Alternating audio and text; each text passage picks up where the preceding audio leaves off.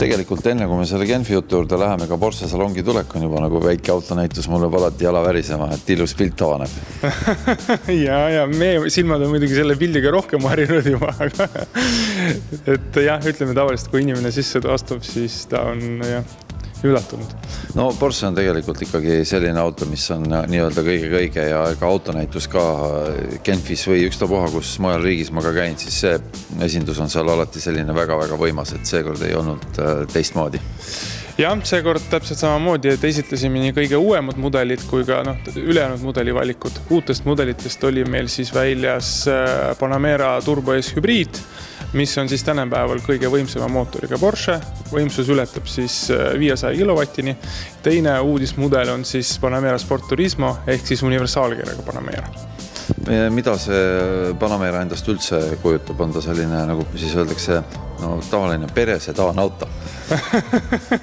No ikkagi Porsche on eelkõige sportautode tootja, ehk siis loomulikult tal on kindlasti ka sportautode geenid, aga samas ta pakub ka just sellist turvalist ja mugavat sõitu vajaduse. Ehk siis ta on nii-öelda 2-1. Kus kohast või mismoodi, mis uuendustega on saadud see 500 number? See on ikka päris meeletu. See on saadud just tänu uutele tehnoloogiatele. Tal on lisaks väga võimsale V8 bensiinmootorile on ka elektrimootor. Ja kokkuvõttes tänu sellele ongi siis lisa 100 kilovatti on sellel autol juures. Kuidas need omavahel töötavad?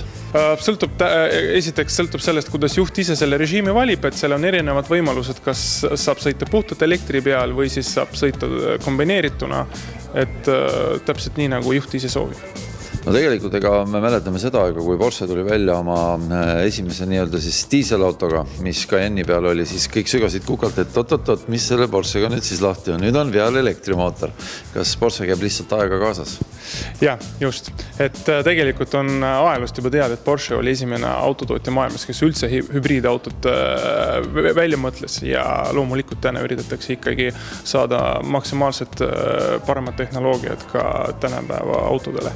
Et elektriautod ja hübriidiautod on meie tulevik ja Porsche loomulikult tahab siis siin koha peal ka eesotsas olla.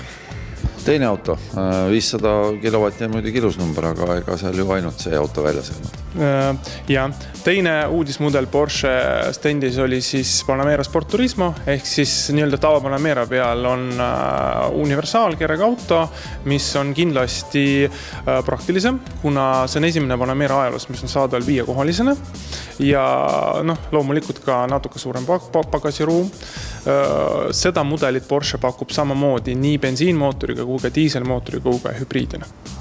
Kui me räägime nendest kahest uuest mudelist, mida Genfis näha oli, ega me tegelikult alati kui me Genfi peal peatame, siis me peame kahjuks tõdema, et need autod, mis Genfis näidatakse Eesti turu jaoks, on selles mõttes kunagi selline pikem tulevik, kuidas Porschedega lood on, et kui tähtis Porsche jaoks on Eesti turg üldse? Igal juhul on tähtis, Porsche jaoks on kõik turud tähtsad ja kui me räägime nendest uuetest mudelitest, siis Panamera Turbo S on juba tellimiseks saadaval ja esimesed autod jõuavad Eestisse suve lõpus. Sport Turismo on tulekul meil oktoobrikuus. Siis on juba esimesed autod nii salongis kui ka proovisõidus saadaval. Kui täna astub klient siia sisse, nagu mina täna hommikul tulin sellise vau-efektiga jälle, mida ta täna siit saab? On teil midagi täna ka sellist kohe, mida võiks nagu pakkuda, mis on vähe teistmoodi? Ja, kindlasti on. Meil on päris lai valik sportautosid kohe laos saadaval. Meil on ka uued Panamerad laos saadaval, et ütleme nii, et on millest valida. Pool aastat ei pea ootama uut autot, kui leiate sobiva. Just, et ei pea ootama. Kuigi samas, kui inimene tahab just endale isiklikult tellitud autot, siis kohati tuleb ka nii palju oodata.